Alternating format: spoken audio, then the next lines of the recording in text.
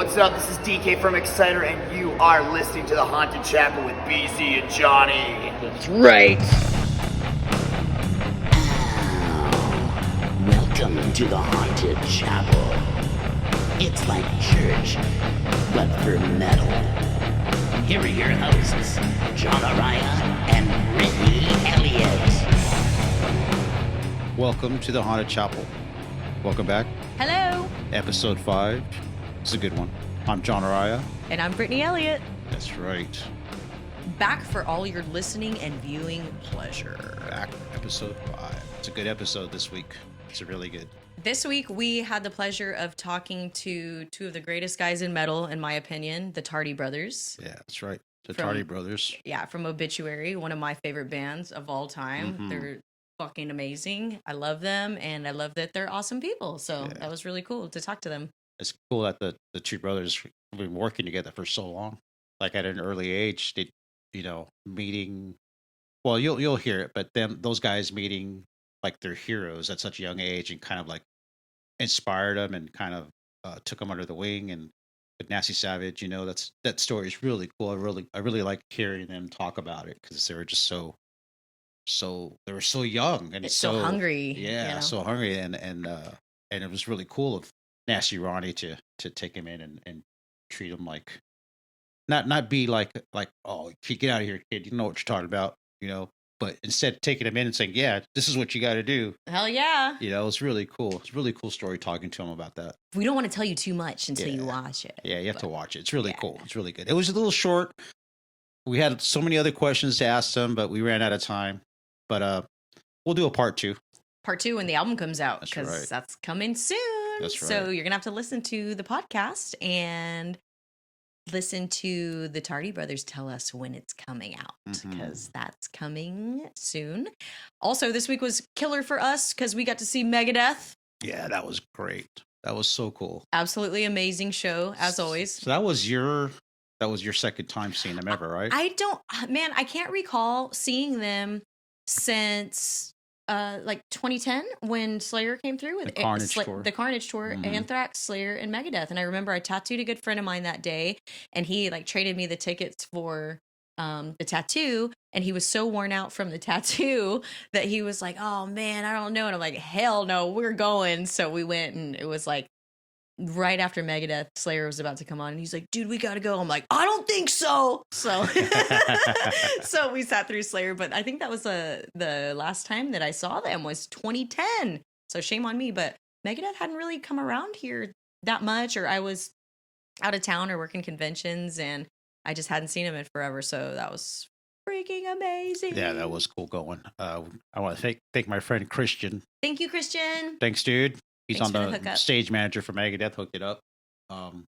We ran into him. We got to say hello to him and thank him. And that was we were hanging out backstage, just kind of killing time with Mike, our good friend Mike DeLeon, and he had his son Atlas with him, little rocker. He rules, man. Great kid, man. Little headbanger. He's so into it. It's awesome. He's an amazing kid. Every show that we've seen Mike at recently, he's brought Atlas, and this kid is just truly into it. You'll be like, hey man, you okay? And he's like, he's just thrashing. Like he's not even paying attention to anything but the music. I mean, he's headbanging the whole time. Yeah. He's so into it. Truly the next generation of metal. So that's really cool. And he was talking about the new Megadeth videos and saying, I can't wait for chapter 3. Chapter 3 came out today. And then as soon as, it's like he manifested this to happen. We're hanging out in the back, and we're hanging out back there by I guess like that was like catering or by the loading dock area, by the dressing rooms. Just outside. And so we're standing there, and then Dave walks out from back from the dressing room area, and he's going towards the buses or wherever. It's him. We're like, oh shit, there's Dave. Oh he shit, wrote there's Kill Dave. 'Em All. So he's walking away, and we're standing there talking, and then a few minutes later he comes walking back. I'm like, oh man, there comes Dave, right? We're all looking that way, and I don't know, I kind of like threw my horns like, what's up, right? And he's kind of like squinting, like, that Dave Mustaine, like, Who's that over there? And he looks behind him like, you guys looking at me? Like joking around. Like, what's up? So he comes up, and then Chris is like, hey Dave, this is John Araya, and he was like, Johnny. He goes, oh, Johnny, look at this guy. And he goes, give me a hug. I gave him a big hug. You're a little more gray than last time you saw him. Yeah, a little more gray.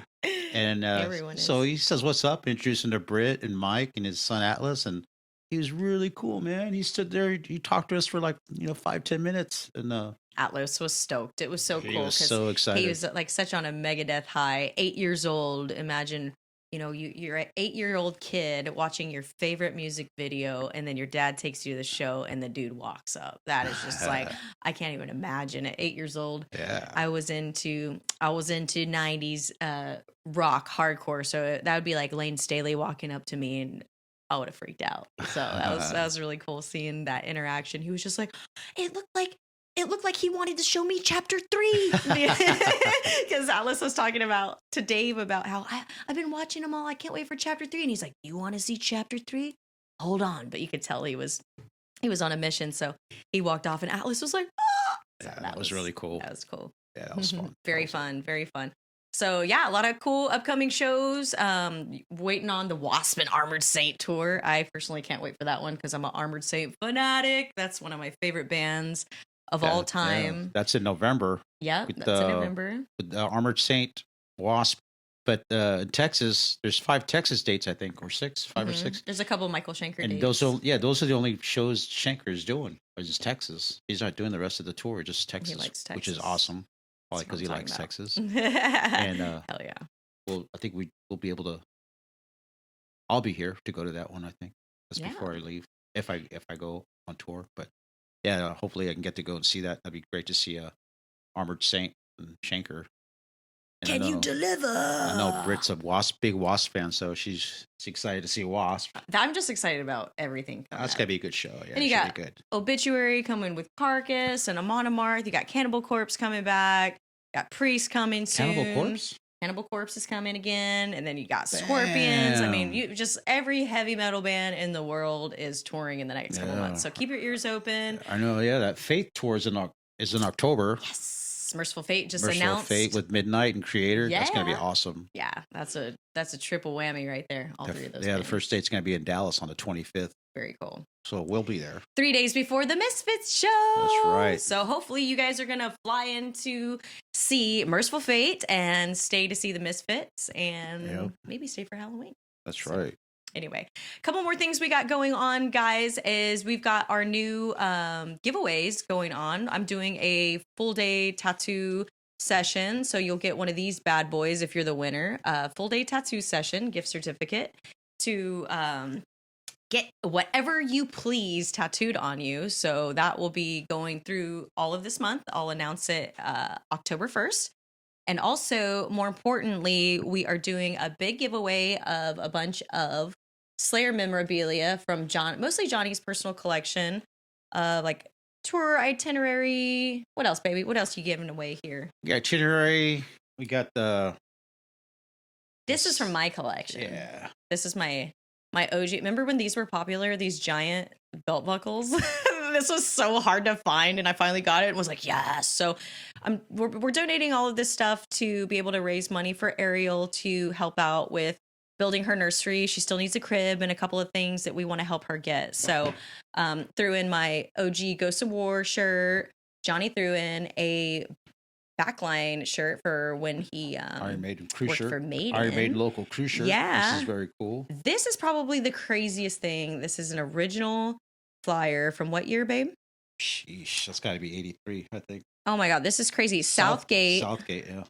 Friday, December 17th, probably 1983. He still had this flyer. This is crazy to me. That is so rad. So if you're super into Slayer, you know that all of this stuff is just kind of irreplaceable. Divine Intervention Pass. All Access Pass. Ooh, look at this. Big Giant Four. Big Four All Access Pass. That was from the LA, the California show. All these pics. Which, got some old school Anthrax picks, like with Danny Spitz. pretty cool, the man. Hanneman pick, Big Four pick, Carrie pick, Tom pick.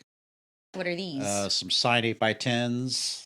One signed by Dave, the other one signed by Carrie and Tom. And unfortunately, Jeff didn't sign either one of those because Jeff was like that. Like, whatever. This is cool. OG Rip Magazine. This is probably one of the coolest things. This is the PMRC. Can you tell people what that is? The PMRC issue. It was a Parents Music Resource something headed by Al and Tipper Gore. Actually, Tipper Gore, when they were all like trying to censor music, heavy metal music and stuff like that. And there's a badass suicidal tendencies it's an OG. article in there. It's a mint condition, except for the cover being loose. But I mean, it's badass. It's June '87. That's pretty cool. Hell yeah.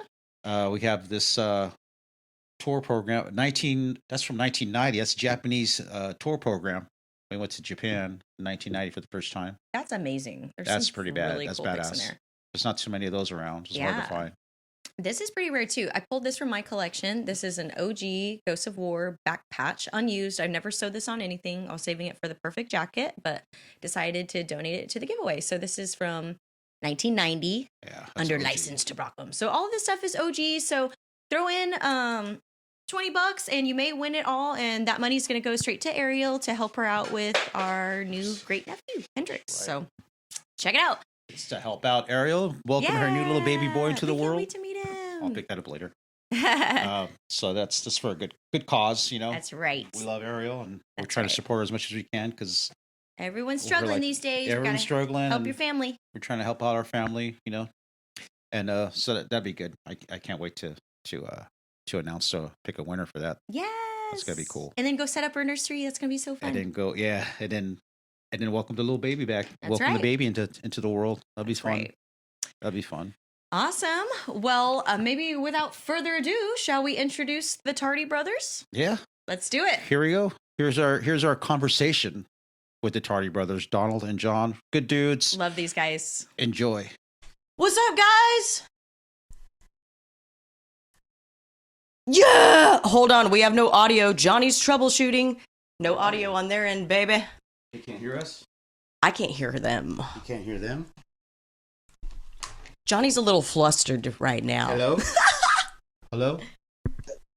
There we are! Yeah!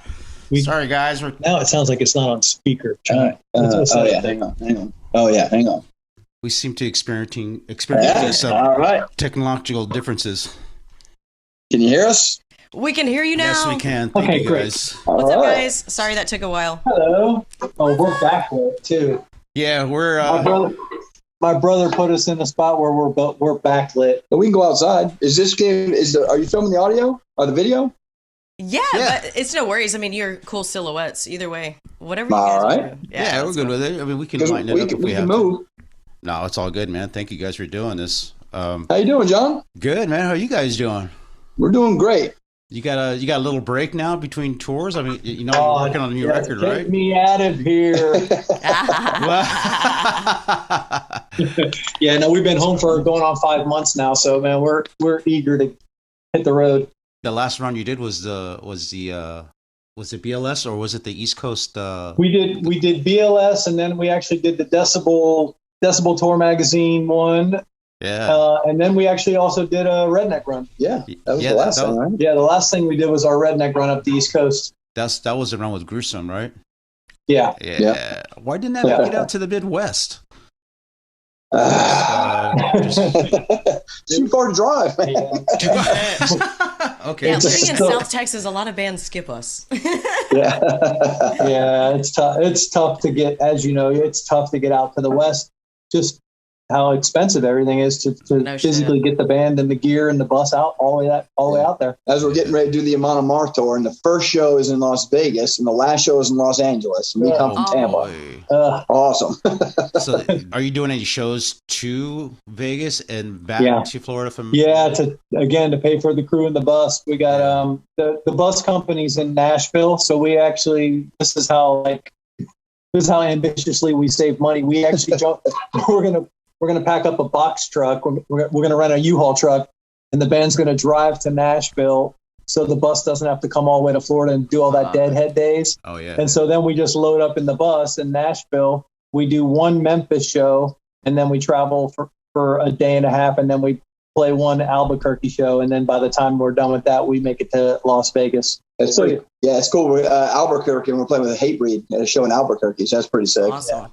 Are you meeting up with another tour, or is it something that Hatebreed's already doing? Yeah, they were. It happened to be that we asked our booking agent, hey, set up just at least 2 shows on the way to Vegas, and Albuquerque was one of those spots. And then he hit me back and he said, Hatebreed's playing the same night. Do you want to, team up? And we're like, hell yeah. Yeah, that's cool when bands do that. Yeah, because it's the same audience. Hatebreed fans are Obituary fans. Exactly. I mean, we got to tour with Hatebreed once before and absolutely love those guys, man. We got along so well with them. And it was what a fun tour that was with those guys. So we'll do that anytime. They're good dudes. Badass. I wanted to ask about the previous one with the bath. How was that? He was so silly. Yeah, the tour. Did you see the cartoon we made for it? No, with the bath? No. You got to look it up. We did like a cartoon, our silly cartoons, but we did like a commercial basically for the tour. But to kind of answer your question, everybody probably thinks of Abbott as being super serious and the whole 9 yards. But once we talked to him and stuff, he was fine with us making fun of him in the cartoons and stuff like that. And he's a goofball. He's a goofball. We had an absolute blast with him. So he was fun. He invaded our bus on a nightly basis. Yeah. That's so cool. Yeah. You never can get over the fact you're just sitting there, not doing anything, and he just comes walking up with this full makeup on, full gear, and he's just like, hey, how's it going? Dude, it's like a cartoon. It's like watching Looney Tunes. Yeah, just do a search. You can find it. Just do the Obituary Abbott cartoon. You'll find it. It's hilarious. We've seen most of them. I'm surprised we haven't seen that. You were on that show, didn't you? Yeah, I don't think I saw you guys when all this went down. It was Trevor and me, and I think Rodney Dunsmore. We were all just hanging out, shooting the shit in the parking lot. And then Abbott comes like crunching off the bus, and he's like, looks over at us, and I have a Kiss totem pole of tattoos on my back. He's like, oh my god! And so he runs over to me, and everybody's laughing. Trevor's like, oh my god! And he's like, you might like Kiss as much as me. And he's like, one moment. And then he runs back on the bus, and he comes back down. 2 seconds later, all disheveled, and he's buttoning up his shirt, and he wadded up his Kiss shirt that he had on. He had like a Kiss Alive shirt on. Chunked it at me, and he's like, this is for you. And I still have it in my closet. Awesome. He gave me his Kiss shirt. Like at the moment I met him, Trevor's like, yeah. That was pretty funny. I was like, man, we did one of those cartoons for the Slayer tour too. I don't know if you ever saw that one, but that was pretty funny also. Yeah, it's awesome. The cartoon with the what song was that? You had Nasty Savage. You guys drove up in a van to the zombie apocalypse. That one's awesome. I love that one. It's so good. Yeah, that was the first one we did. That was for the song "Violence." Yes. That's right.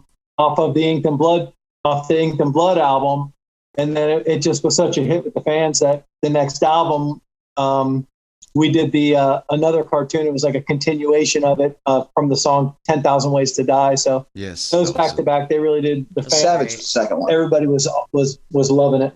Yeah, are you Nasty Savage was the second one? Yeah, that was 10,000 Ways to Die. Are you guys are in touch with Nasty Ronnie still? You guys like close friends? Like, are you friends now, like a daily basis? Yeah, man. We've been friends with Ronnie for 40 years. Yeah. I think Ronnie Galletti was the first person to like kind of be a big brother to me and my brother. Like when it came to, we were just kids and we were about to enter a studio and we were teenagers. Yeah. I mean, literally, I think I might've been 14 years old when I met Ronnie, and, typical the 80s, he took us to a state park and we were smoking weed and throwing a frisbee. I mean, is that not? So he came and picked us up. We went to a park. We're out there throwing a frisbee.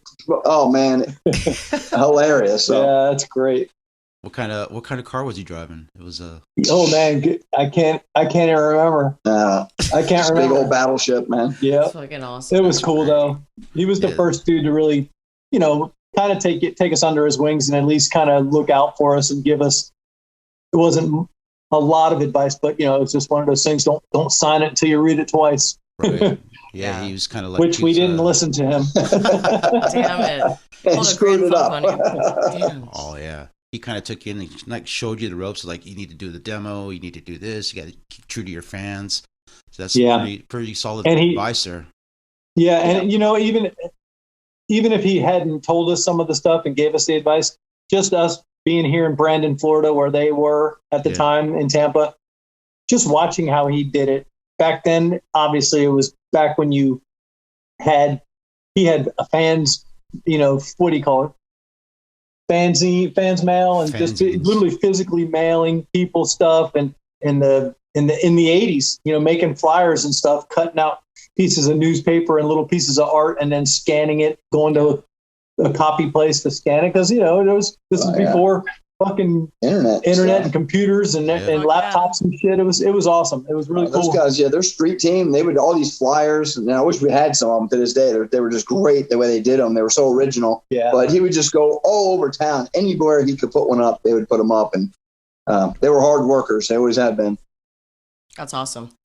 That's like that old school of photoshopping you do sometimes with your artwork. Well, I don't like when I tattoo, I don't have an iPad or any of that shit, and so I call it bootleg Photoshop, because people are always like, because I'm cutting, pasting, I'm like, dude, this goes back from when I was 13 years old on street teams making fucking flyers at FedEx Kinko's, but then it was just Kinko's. I'm just going, and you were lucky if you even got the paper cutter, so I'm sitting there with scissors, and doing all this shit. So I call it bootleg Photoshop. Pasting but I wanted to bust out some records, because just learning that was like your main inspiration, that's cool to me, because I've had these, nice. I've had these since I was a teenager, these 3 records in particular. Sabotage too. God. So All of the Mountain King. Yes.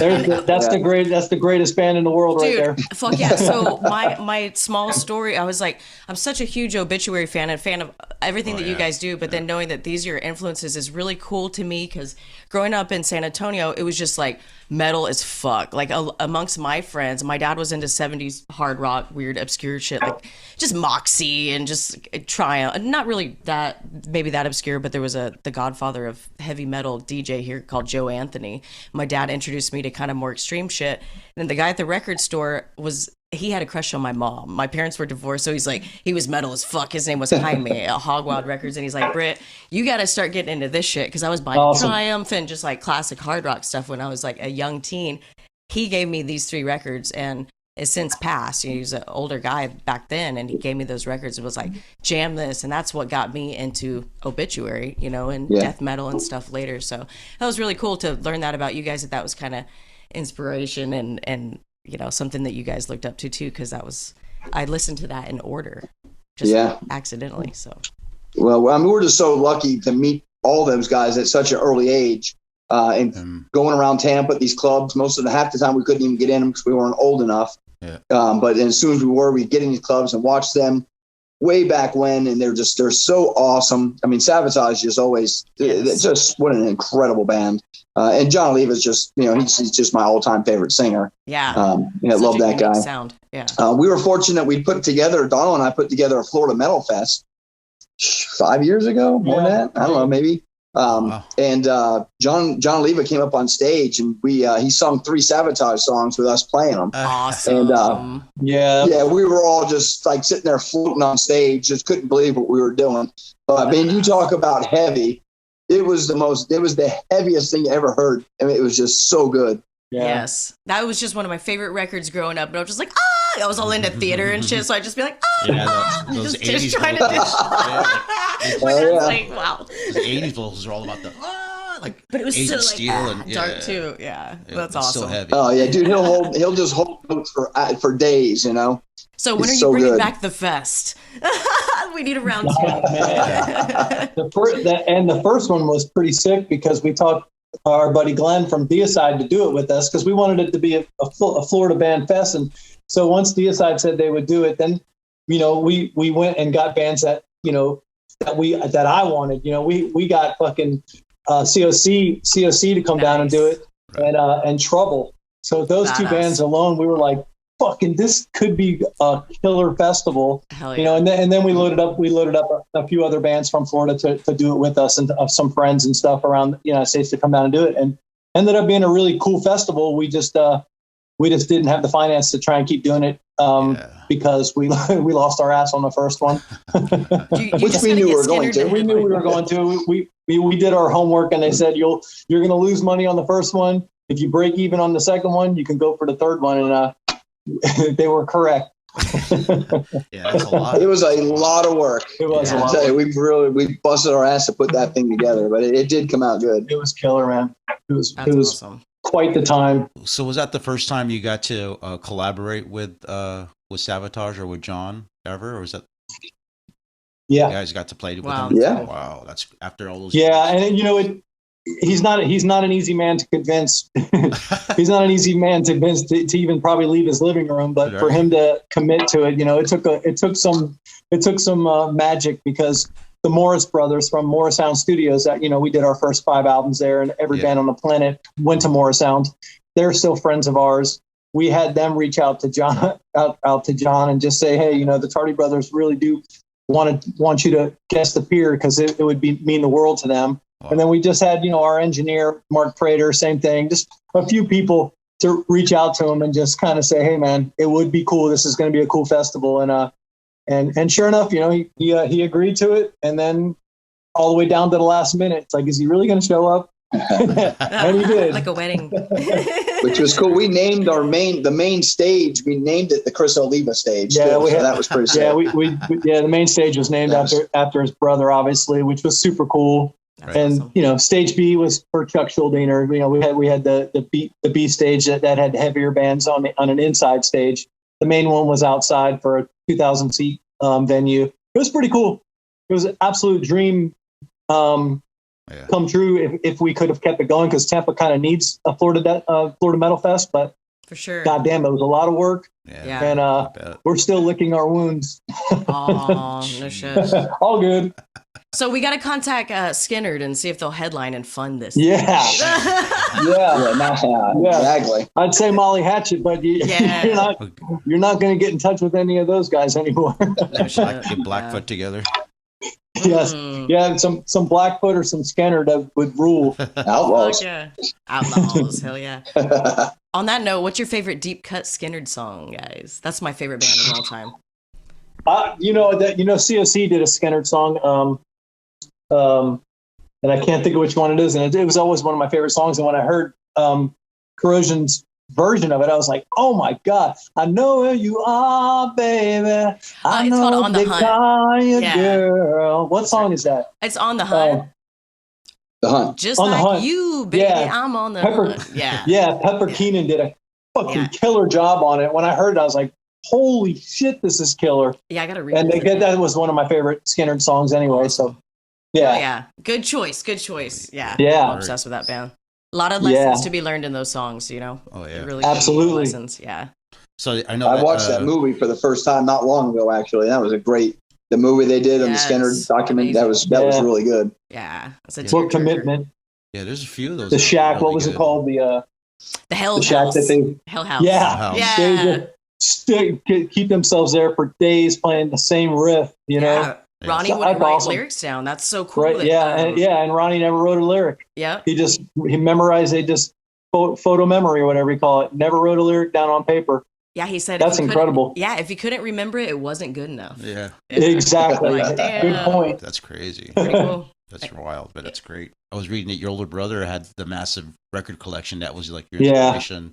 And you used to dig through his records and listen to his vinyl. Yeah. Our oldest brother Greg. It was 70s. Yeah. It was long before we were introduced to death metal or even heavy metal. Yeah. He had that Southern Rock collection vinyl where when he would go to work, he was 6 years older. He's 6 years older than I am. So when he was like a 17-year-old kid, I was like a 10-year-old, and he would leave for work or wherever, and I'd sneak in there, and he had Molly Hatchet and Outlaws and Leonard Skinner and Blackfoot and Charlie Daniels. It was the Golden Platinum Leonard Skinner album. You open it up, and there were seeds and stems all in it. Where you're sitting there, and me and DP were like, "What the heck is going on here?" Yeah. Sounds Yeah. like my dad's record collection. Same. Yeah. Yeah, dude. That's right. There's a picture of me on a sit and spin when I'm 3 years old, and there's a bunch of records, and I'm sitting there listening to the records. That's all we did as kids. We didn't watch TV. We just jam. Yeah, I remember when he yelled at me because he had his Kenwood stereo and his new needle on there. He just said, "Don't fuck my needle up." That's right. Yeah. And I probably did, And it was also, like Ted Nugent, Yeah. Queen, Led Zeppelin. It's kind of what BTO. influenced Yeah, man. me and John. That's kind of why we're a death metal band now, but you still feel that Southern influence from us with the riffs. We're not a 1,000-mile-an-hour playing band, and it's I think because we grew up to the Southern rock. The groove. You got the groove. Like Yeah, the you definitely Southern got rock, Groove, man. Yeah. Man, Right. the new album, by the way, if we're changing gears, is that I cannot wait for you guys to hear the new album because Dude, we talk can't about wait. talk about meat and potatoes and groove, and just it came out Nice. fucking fantastic. Can't wait for that. I can't wait. So can't wait. You know, it's it'll be out January, and Great. So soon. we're excited about it. So we'll pre-order 2 copies right now. Yeah. Yeah, we just wanted to talk to you guys about what's going on and the new record when it's coming out. Now we know that. Yeah. So, Anytime. Yeah, absolutely. You know, officially it's gonna be coming up actually pretty soon, right before the Amon Amarth tour is when we're gonna announce the name of the album. They're gonna put it on pre-sale right before the tour starts. So you guys I think you're the first 2 that we're actually giving a little bit of insight on when it is, you know, but early November, I think November 10th, we're going to put it on sale for pre-sales. Oh, wow. Yeah, and you would know we had a year and a half off. Yep. Great time to sit at home, write an album because you can't go out and do anything. Right. And the first thing we did, we invested in a whole new Pro Tools rig because the original one we had is just old, outdated. We had to replace it. So we did that. So we have a year and a half off to write and record an album. Yeah, during COVID. And sure enough, we sit there and drag our ass, and next thing you know, we're getting ready to leave on tour, and we're not even done putting stuff together yet. Yeah. So it was like a mad rush at the end to get everything finished up and off to Joe. And typical idiots, funny. Typical band, wait for the last minute to try and finish the album. Yeah. And we're doing, the very last minute, we're pushing all the songs to Joe C. Yeah, the bus is pulling up. Ken's doing the last solo. It was great. Yeah. Awesome. bunch of idiots. New cartoon coming soon. Yeah, exactly. Yeah, but it came out killer, man. Can't wait for the world to hear it. You guys are badass. Respect the hustle. Yeah. Y'all are always on the move. It seems like it's. We've seen Terry like 4 times this year, all in different bands too. And I'm like, man, the other bands are busting ass. Like it's just so cool. All of you guys are just nonstop. Butler, he's a glutton for punishment, driving around playing. I mean, that guy's. More power to him, man. Yeah, man, that guy's. We're tired watching. No, I'm serious. Yeah, I tell him, there's no way I'm doing that, dude. You're out of your mind. Yeah, he seems like he's on the road 24/7, man. He's not. Yeah, lately anyway. He likes it. He likes it. Ken loves it. If Ken's not on the road, with us or whatever, he's out teching for people. Yeah. He loves being on the road. So I don't mind getting home and spending my time at home and home's going off when we got to go off and do our work. So we love being home too. Awesome. Is Kenny insane? No, actually, he's. You know what? Yes, he is. He kind of is, but I think it was like a perfect storm for him because we had been a band for 30 years before Kenny entered the picture. Right. Actually, he's been in the band going on like 6 years or so. Uh-huh. But I think he just, in nature, he got right in and couldn't be more excited about being a part of something that was successful, quote. Yeah. And so I think he couldn't handle it, man. He just was hitting the vodka so hard and just so stoked to be there every night. And every night he didn't want it to end. And the only way it ended with him was when he was on the floor. Right. But after quite a few tours and years of that, believe it or not, those last 2 tours that we just did, man, Ken actually snapped completely out of it and did them completely sober. Yeah. Oh, well, he was always sober when we start the show. Yeah. Right. That was the good thing. We all get our work done first, but afterwards, another story. Right. That's awesome. The funny thing is, too, is Ken, when we were like, back in the 90s, Obituary would be the last thing Ken would want to listen to. He used to hate it.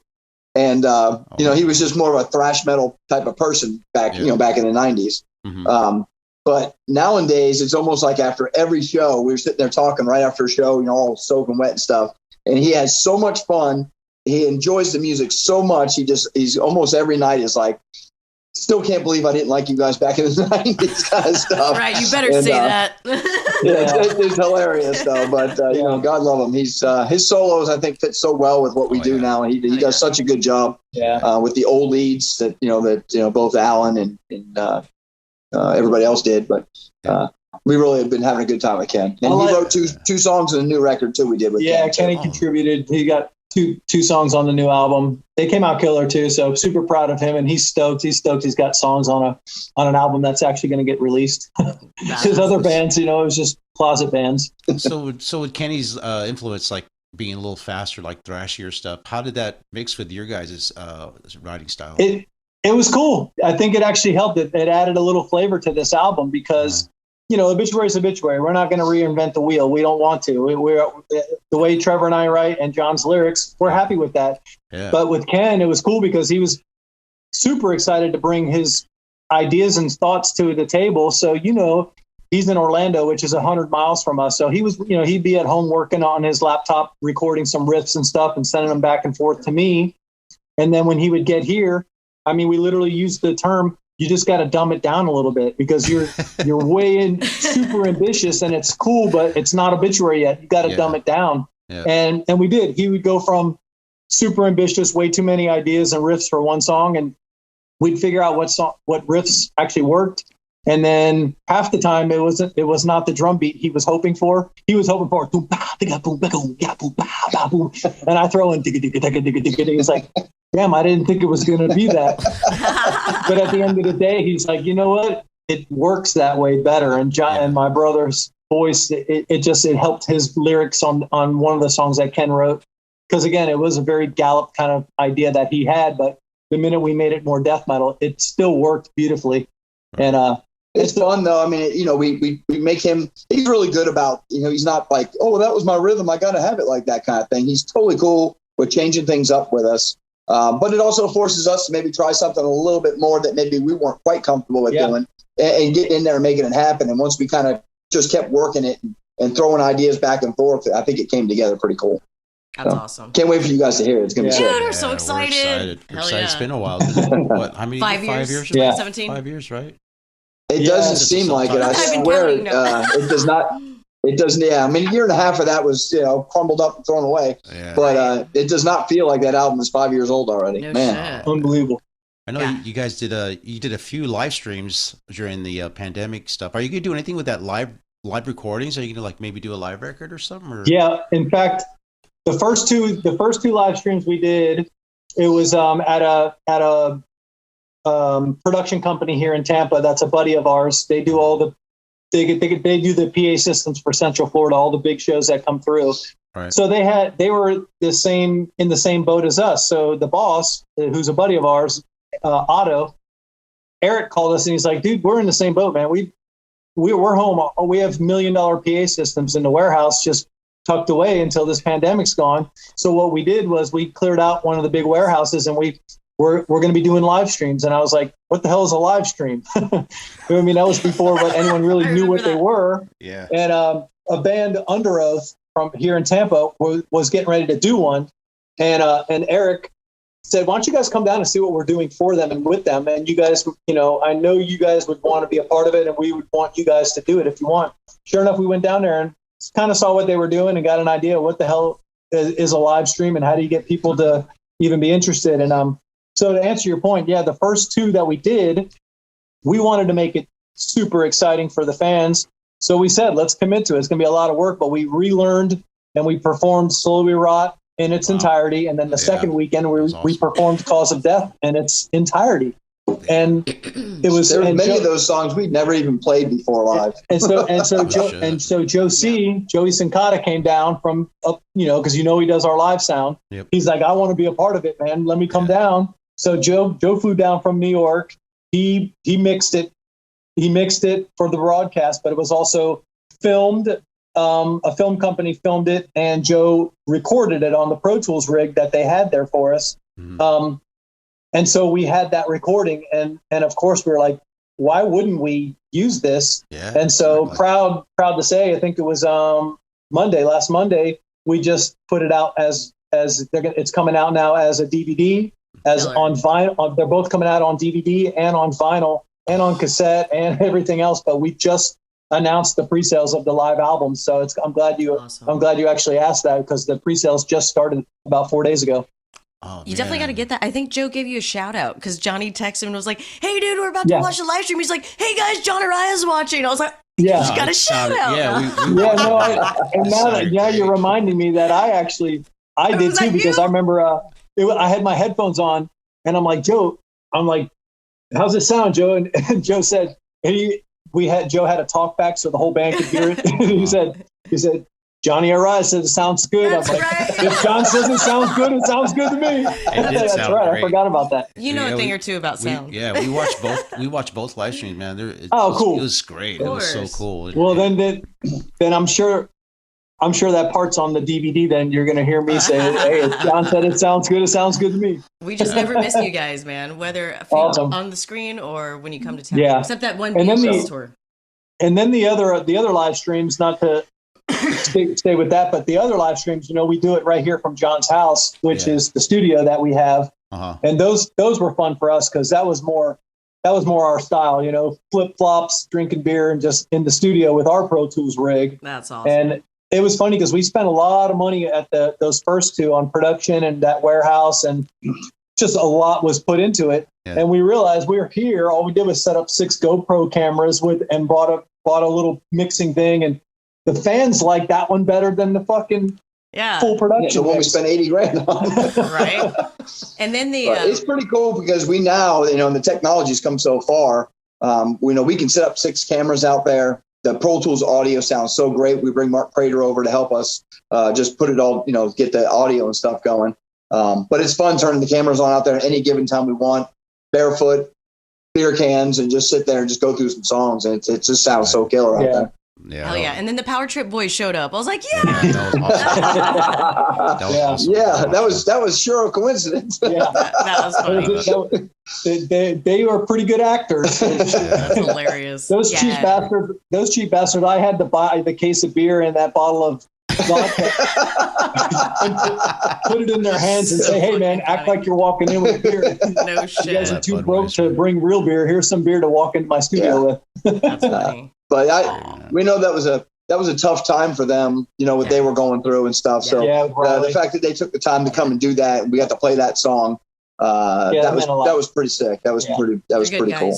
Man, Riley. So Riley and I, we grew up together. I used to do for my best friend's band. His band was called Bitter End, Texas hardcore band, and Daniel, the singer of Bitter End, was best friends with Riley. So we used to go crash on Riley's floor. I was 17. I think Riley was 18, going to school in Denton. So that was one of my best friends growing up, and we shared the same love for Obituary. Yeah, man. Yeah, that was brutal. He loved you guys. He worshipped you guys. Yeah, well, he did. And that tour we got to do with them when we met them, and got to do that whole tour with them. I mean, we just had so much fun. Yeah. And just we get to see them anytime we're all together. They show up and we show up, and it's awesome. Just really cool. So it stinks. And it's just it's fun. But it was fun. We got to do that and to pay a little tribute to it. So hey, that's great. I made these shirts. You can't really see it. It says Riley Gale and the Power. Sick. So I designed these just for the band, and I just Rodney printed a couple up just for friends. I gave Blake a bunch, but I'll send you guys some. We'll get Rodney to print you guys some just because they're just freebies for the band, and if they ever want to sell them, to give to Riley's foundation to help out. Awesome. But, cool. Yeah, man. Good. We love any way we can help. Any way we can help out, we would love to. We would love to help for sure. Yeah, he loved you guys so much, so that'd be. Oh yeah, you always sported you guys' gear, merch. Yeah. That was a good dude. Well, man. Yeah, he did. That was tragic, but I was going to ask you, you had this brief hiatus you guys did. I mean, from like '97 and I don't know what did you guys do other than Obituary for that time. Yeah, that was one of those periods where everyone's like, "What? How did it happen and why?" Yeah. It's funny because looking back, we don't even know why the hiatus happened. You know what I mean? Besides just those first few years, as young as we were, and just on a record label that we clearly saw we were getting completely screwed when it came to the contract that we signed and blah blah blah, and just the living out of backpacks and on planes and in trains, planes, and automobiles kind of thing. We just we came home, and everyone just started doing what they needed to do. Getting married, having families, just getting real jobs, staying away from the music industry for a little while. I know that's kind of what John did. I think he went and got a real job for a little while, and I didn't know what to do. I just kept playing, practicing my drums, and then I met Andrew WK, and that took up 5 years of my life of the time that Obituary wasn't doing anything for those 6 or 7 years. So I stayed busy with music with Andrew, and it's funny how long ago. I can't believe that was 20 years ago. Wow, that was that long. It's hard to believe. Yeah. It was not really. I think we planned on taking a little bit of time off. Yeah, maybe. But it was just kind of one of those things that, it's like after a year and then 2 years, and it was just like, it wasn't like our phone was ringing off the hook, like people asking us to do stuff. You know what I mean? It was, I don't know, it just got quiet. The whole scene seemed to get quiet, and it definitely got quiet for us. Yeah. But it was nice. I mean, we've done that twice in our career. We just took a step back to take several years off, get away from each other a little bit, feel it out. And then when everybody comes back together again, it's kind of refreshed and new, and you're kind of re-energized. And I think it's a good way to keep a long career going without killing yourself, thinking you're going to put albums out every other year nonstop and tour constantly. And that wears a lot on bands and friendships and brothers and everything. Yeah, so. Looking back at it, I think it was a blessing to kind of get away for quite a few years and recharge and rekindle that fire of realizing that, man, there's nothing better than being on stage. Right. But it took a little break to really probably appreciate that. We don't know it. We wouldn't have known that if we didn't take the break, and I can tell that it was a good thing.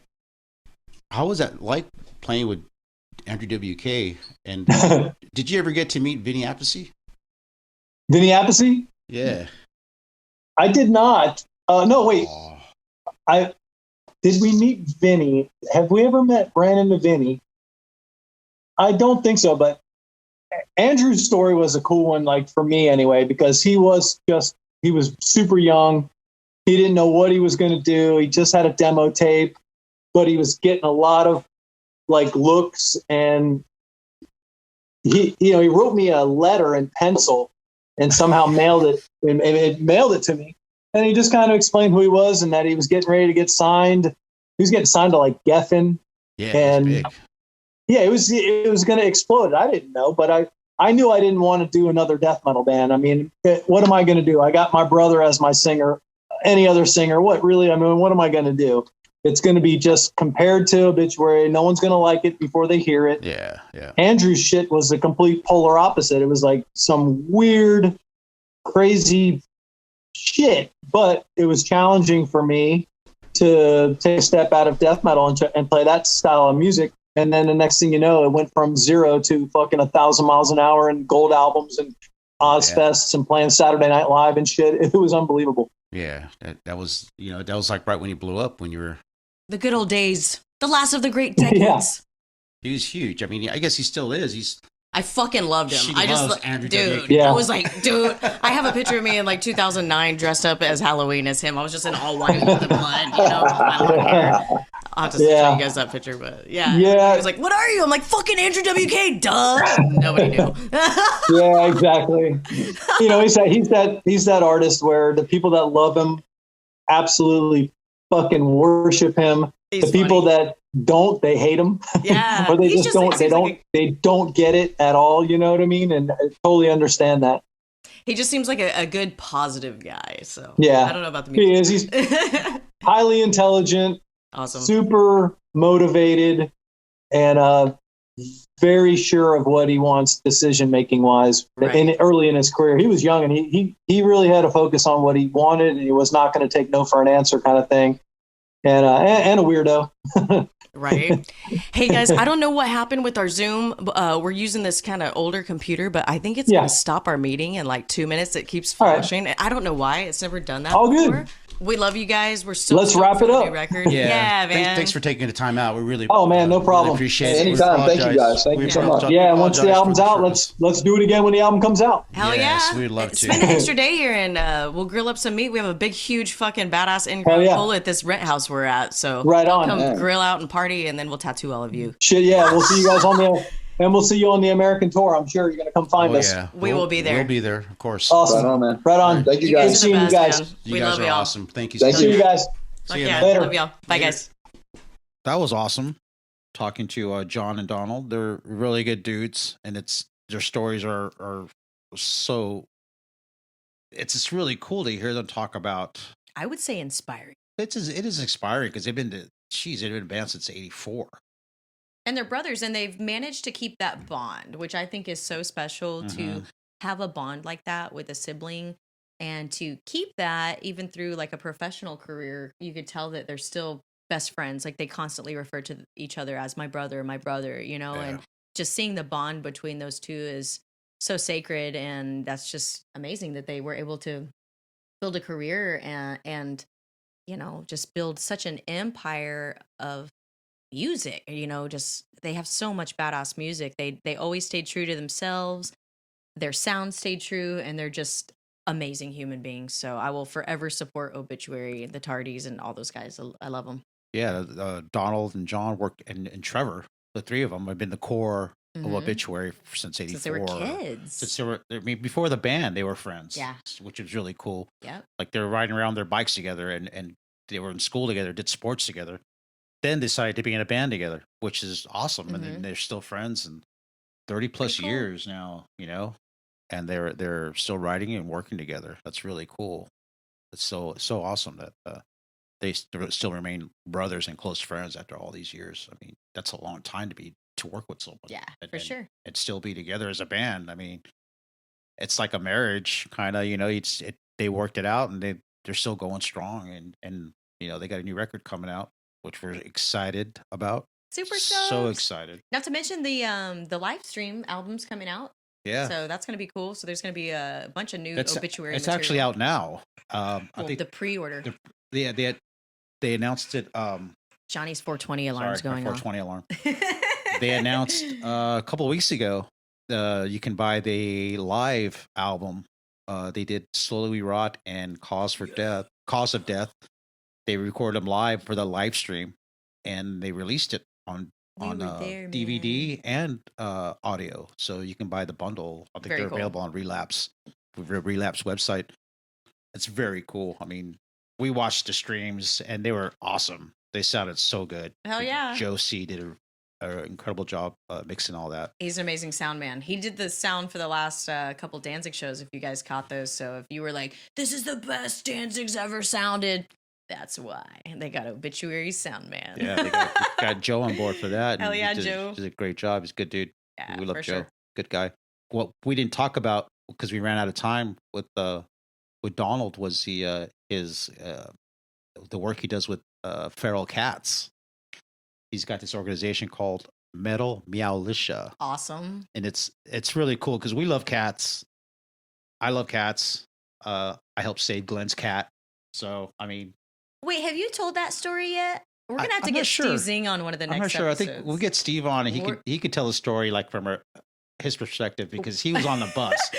We're going to get to the Danzig story one of these days. He witnessed that whole thing from the bus. I was inside the venue. I didn't know what the hell was going on in the bus, but Steve has a good, cool angle on that story. So, yeah, we love cats. Yes. We want a cat, but we rent, and I don't know. We have a lot of breakable stuff too, and you got to find the right kitty. So we're just waiting for the right one to come into our lives. So Donald's organization is great. They take in cats, feral cats. They get them neutered.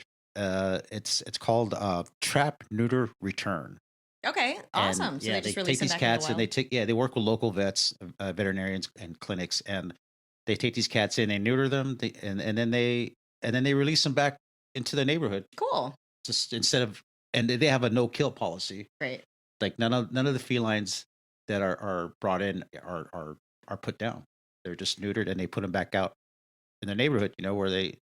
Where they roam, and they're free, because like cats should get a chance to. Yeah, it's not their fault they want to procreate. Because they got a disease, you shouldn't put them down. I mean, it's curable. You can give them a chance, and sure. That's really cool. And if you want to help out, if you want to donate, they have a PayPal. It's called helpcats@obituary.cc. That's awesome. We'll put that up on the screen so you can see it. But that's really cool. That's really good of them for doing that. That's so cool. I mean, not a lot of people have that For generosity sure. and care about animals, and that's how you can tell how a person by how they treat their pets, or how they treat their animals. Their brother. Yeah, exactly. So, and plus, like Glenn said, you fuck with a cat, that's bad juju, man. That's bad juju. Egyptians worship cats. Egyptians worship cats. That's in the famous words of Glenn Danzig. That's right. And we're really looking forward to catching Obituary on this coming Amon Amarth tour, the Great Heathen Tour. Dude, those three bands on one bill, are you kidding me? I don't know if my neck can handle that. Amon Amarth, Obituary, Carcass, and Cattle Decapitation. That's going to be insane. That's amazing. And that starts November 11th. I think in Vegas, and it's like for a month. And I'm not sure where it ends, but it ends in December 17th. That's going to be awesome. Yeah. Next on the bill, though, next week is Riot Fest. Are any of you guys going to Riot Fest? Yes. I Riot hope Fest so. in Chicago should be cool. Yeah, I was hoping to go, but I think I'm gonna have to stay back and work and tattoo all my awesome clients. So catch Johnny on stage working for the boys, the almighty great Misfits, and say hello if you see him and make an appointment to come get tattooed. We'll just keep pumping out cool stuff as much as we can, and hope to see all of you guys either at my shop or on the road or at one of these awesome metal shows coming up. Yeah, that's right. Also, I don't know what y'all have been reading lately, but Obituary also has a book out. Yes. And it's called Turn It Inside Out. It's killer. On Decibel Books. Donde está the book? Here's the book right here. Bloop. This book is awesome. It's great. Yes. It's written by David. I wish I can't pronounce his last name. David Gilkey. Gilkey. I hope I'm pronouncing it right. Hold on, we need to phone a friend. Tardy. Also, the foreword was written by Max Cavalera, which is awesome. Very cool. Yeah, that guy's been around. Sepultura. I mean, guy's just a metal icon. Max. And it's cool when bands support each other. There's so many bands that are like shit on each other, so it's cool to see like some of your heroes actually supporting each other. So that book's kick ass. You guys need to read more books. Yeah, you can pick up that book on decibel.com. It's still available. It's awesome. I know they had it on the last tour too for sale. So maybe when they come through town, they may have some books for sale. Yep. But yeah, dude, support Obituary. These guys are awesome. They're amazing human beings. They're always pumping out badass music and just giving back to the fans. They're awesome dudes. So definitely support those dudes on their next run coming up and try to support metal as much as you can. Me personally, I've been reading this Metal Blade book. Yes.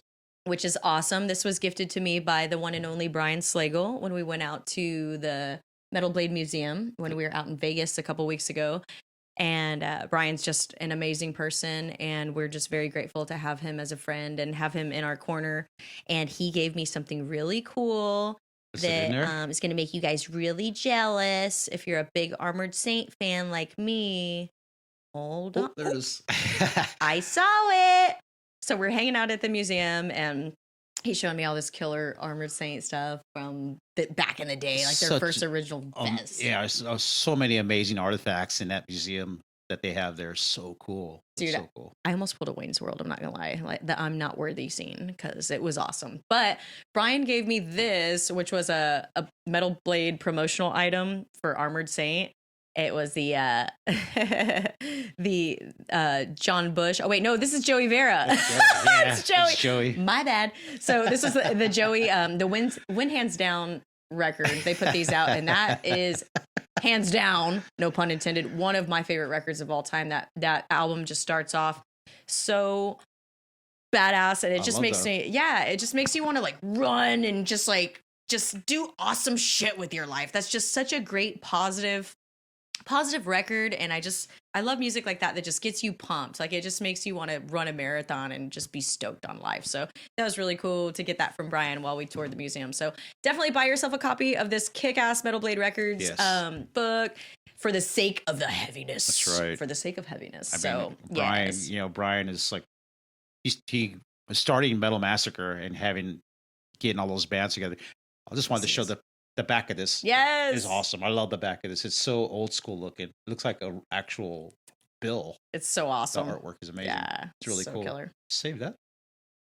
I mean, shit, man. I think because of Slagle, it's possible that even Lars wrote in the foreword. Mm-hmm. That's probably the reason why Metallica formed, was because Slagle he believed in him. You get a band together, I'll put you on my album. And he was like, all right. And they got the band together. There's Metallica, and that's history. It did whatever it took to get a band together to be on Metal Massacre. Definitely pick up that book. It's really cool insight on Slagle and the beginning of Metal Blades, the beginnings of metal.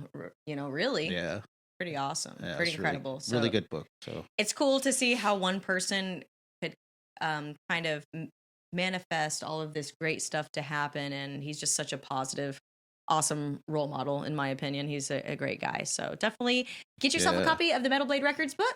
Get yourself a copy of the Obituary book, and one other book that we would like to tell you guys about. We have another book that a good friend of ours, Gene Ambo, just put out a photo book about the Metro out there in Chicago, the classic old school venue out there.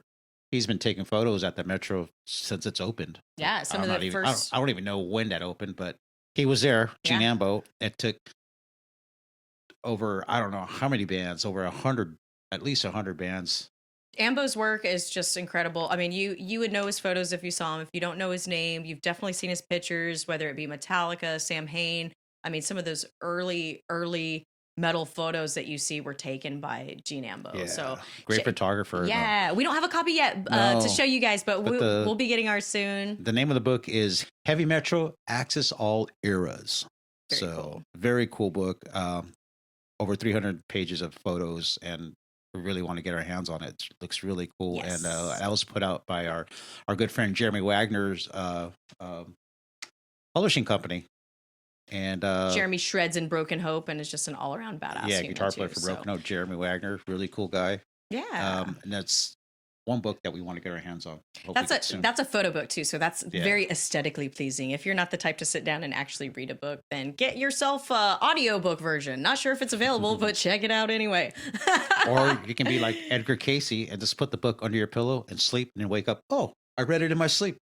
I never thought of that. Edgar Casey, the sleeping prophet. That's so That's funny. what he did. He used to put books. He would put a book under his pillow and then wake up and already he would know the book. I don't know about this guy. Edgar Casey. You read up on him, Google him. The sleeping prophet, they call him, because he'd lay down and get into this trance and then start spewing out all this future shit. It's really cool. Read up on him. Crazy. Well, thank you guys for taking the time to watch our podcast. It was so awesome. Such a pleasure having the Tardy Brothers with us. I'm so excited to see them on the upcoming tour. I know they're going to be on fire after 5 months off of just hanging out and writing riffs and just, doing the new album. I know they're just going to be on fire. I can't wait. And I think they said the album was going to drop in January. Was that it? Yep. I think. Mm-hmm. I think it's January. Yeah. So coming soon, new Obituary. That's right. So excited! What an awesome New Year's present. That's great. Yes. Yeah. And thank you guys, the Tardy Brothers, for they sent us a couple of merchandise. They sent us a couple of shirts and they're stuff. the best. It was so cool that like a week after we did the podcast. Less than a week, and then we get this package in the mail, a bunch of cool Obituary shit. So thank you guys. You guys are awesome. Yes. John and Donald, you guys rule. We love you. We love the band, and we can't wait for the new record. Yes. So stay tuned to Obituary to check out all their new stuff, and check out thehauntedchapel.com for our new giveaways that we've got going on, as well as my new flash poster and other merchandise. We've got our new Haunted Chapel shirt too, and just looking forward to seeing all you guys at the awesome shows coming up here in town. So come say hi. If you see us. Say hi. Don't be I was gonna say, don't be one of those weirdos that messages us later, like, "Hey, I saw you." Like, dude, just come up and say hi. Hey, I saw you at the show, but I didn't want to say anything. Like, why? Why don't you come up and say, "Hey, what's up?" Buy us a topo or something. Yeah, we don't drink, but we'll drink water. Or if you want to go top shelf, we'll take a double of whiskey. Ooh. But usually it's a topo. We'll drink once in a while. Once in a while. Yeah. We're good friends. But. Awesome. Thank you guys for your support and love. We appreciate all of you guys. Yes. Don't forget to stay metal and... That's right. And stay haunted.